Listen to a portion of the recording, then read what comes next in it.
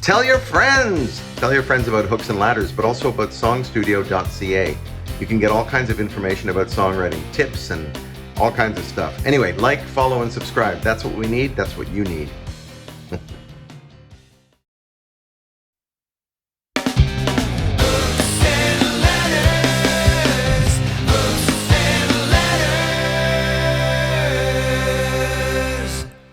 Here's another peek at what we did at SongStudio Online last August. Hope you enjoy.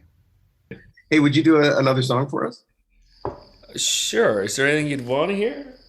I love Toledo. I know, it's a long time. I'll try. Yeah, okay. I might not remember it all. That was probably the first song you played the night I met you. It's like Motowny.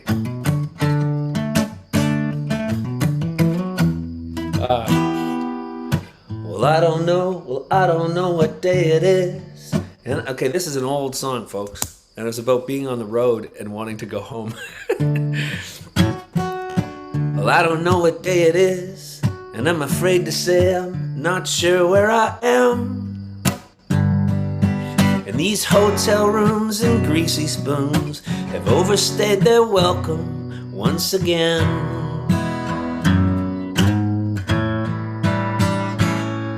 And the folks down in the hotel lounge sit far apart and order rounds all night. Hi. And I'd rather be up on the moon, 'cause at least from there I'd have you in my sights. And I'm sure it's indisputable, I've heard Toledo's beautiful, but not from this hotel lobby phone. But no offense, Toledo, but I'm going home.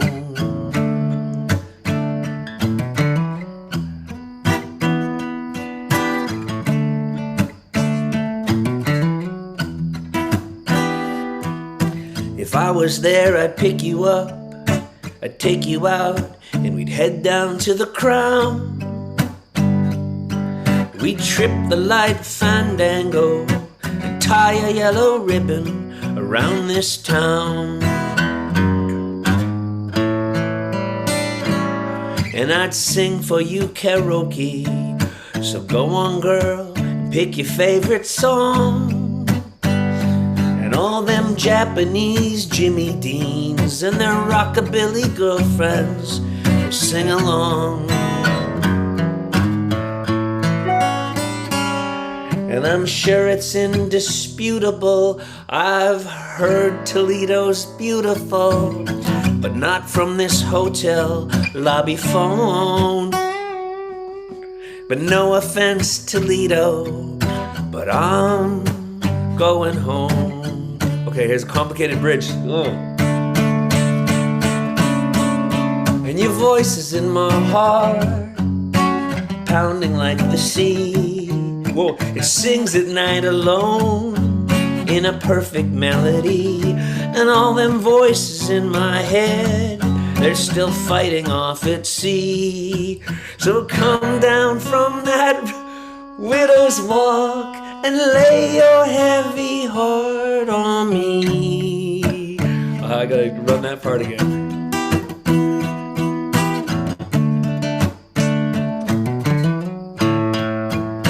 Whoa, and I'm sure it's indisputable, everybody keeps telling me Toledo's so beautiful. And I'm here at the perfect time of year. But no offense, Toledo, but I'm out of here.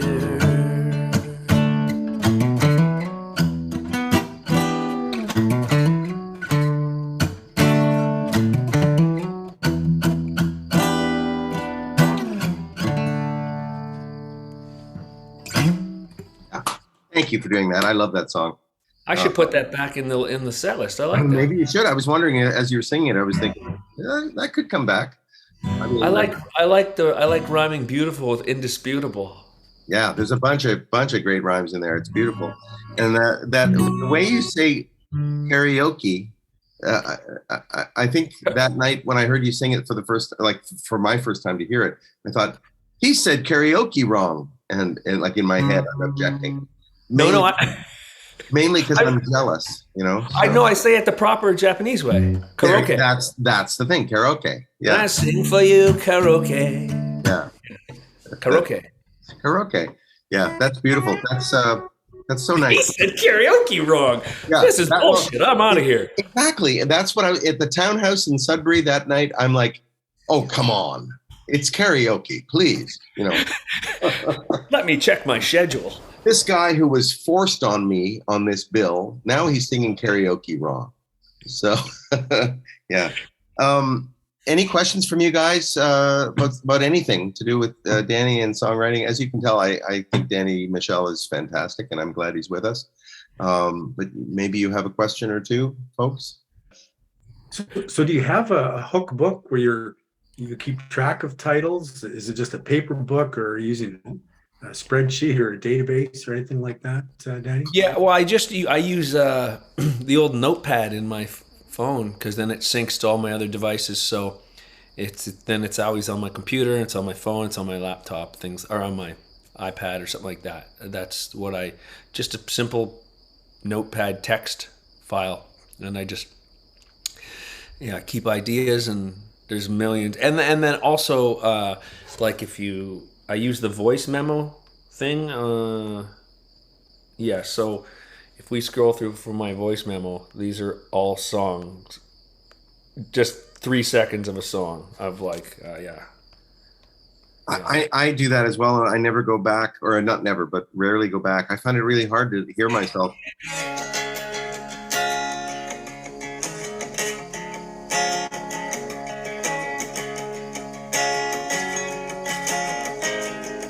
Yeah, that's a good one. I like that. Yeah, there's just like millions of these.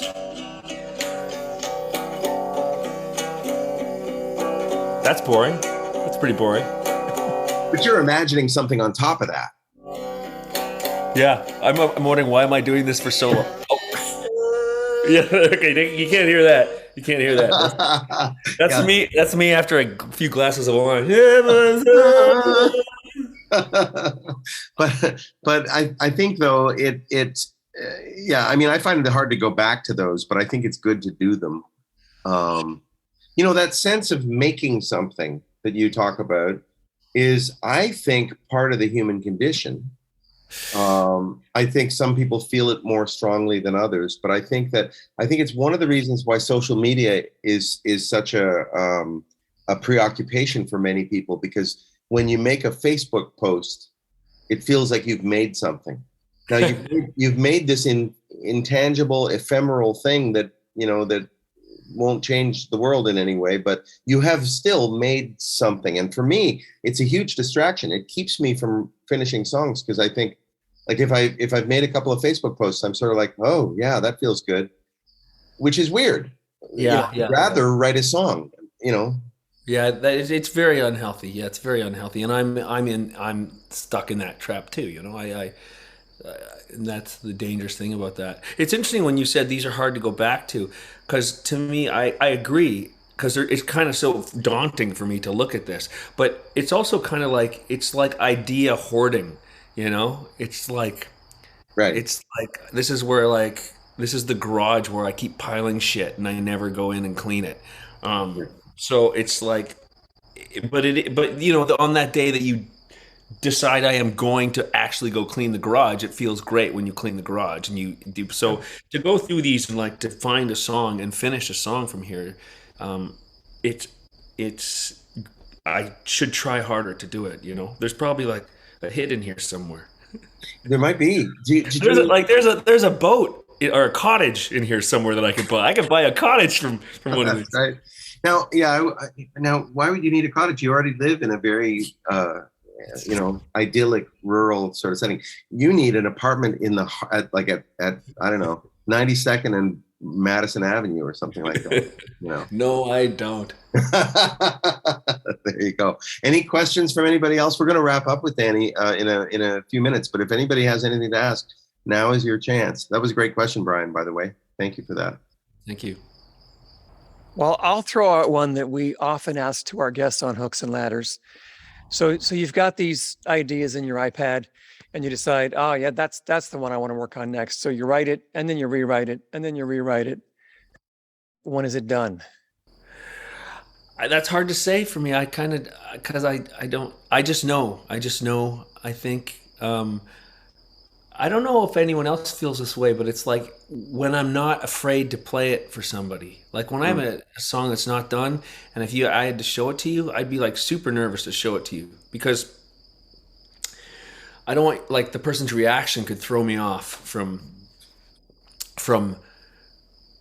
following through on and finishing my idea. Yeah. Yeah. That's an interesting reaction, actually, because it's not just ego. It's not just, I don't want to be embarrassed. It's, I don't want to be embarrassed enough to keep me from finishing it, which is a different thing.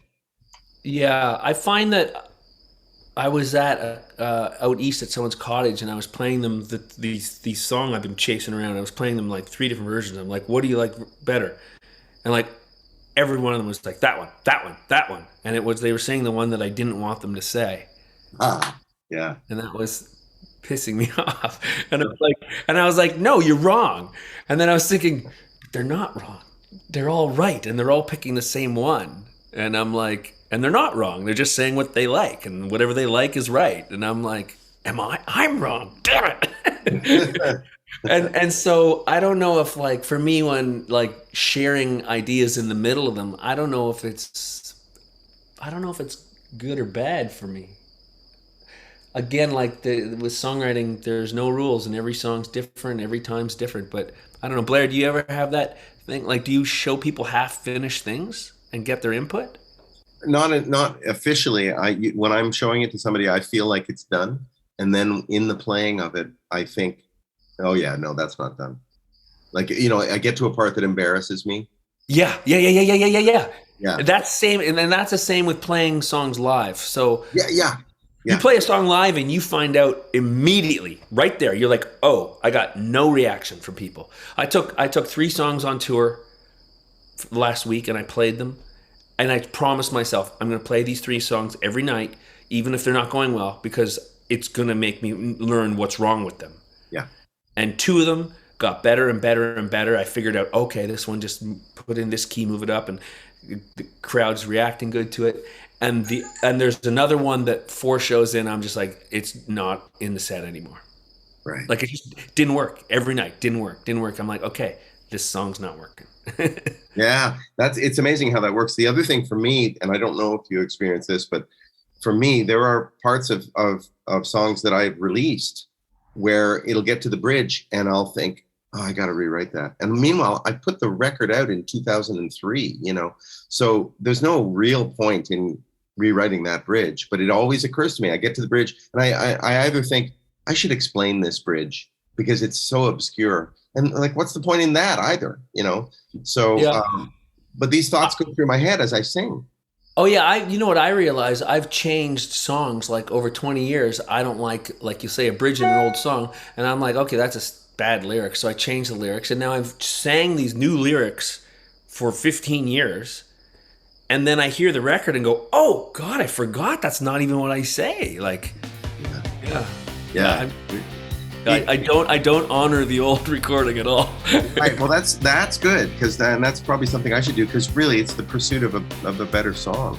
Yeah, if you don't like the bridge, just skip it or rewrite it or change it. Yeah. This has been a really fun conversation. So thank you. Thanks so much. Okay. Okay.